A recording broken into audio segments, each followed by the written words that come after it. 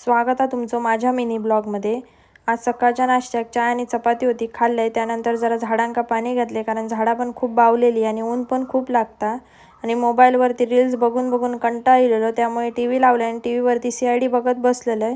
जशी संध्याकाळ झाली आणि दरवाजा उघडले तसोच जाऊन यो दरवाजावरती बसलो, कारण हे का आता खाली पळायचा होता, कारण यो खाली लय पळता हल्ली। त्यानंतर आईन चिकू दिलेला आणि तो खाला आणि हय आई पुरणपोळ्यांच्या पुरणाची तयारी करत होती। तोपर्यंत बहीण इलेली आणि त्यांनी वेगवेगळ्या प्रकारची काय काय फळं आणलेली आणि त्यात पेरू आणलेले आणि तो कापलो वगैरे आणि पेरू खाल्लो तर जिरोग तर होयोच, म्हणून आईन पुरणपोळ्यांचं सारण दिलेलं। तर सारण आई मस्तपैकी असं सारण करून दिलंय। त्यानंतर 2-3 पुरणपोळी मी पण लाटले, कारण माका पण येतात, असं नाही की माका येत नाही। त्यानंतर मी पुरणपोळी लाटलेली अशी टुमकन फुगलेली, ते का मस्तपैकी तूप वगैरे लावलंय आणि मी लाटलेली पुरणपोळी मीच खाल्ले तूप वगैरे लावून। पुरणपोळी खाऊन झाली। तसे संध्याकाळच्या जेवणात आज चायनीज आणि सूप होता आणि असा की उपरवाला जब भी देताय छप्पर फाड़ के देताय, त्यामुळे आज खूप काय काय खाऊक भेटला। त्यानंतर या श्रीमंत माणसाक खाऊक वगैरे घातलं होतं त्याचा।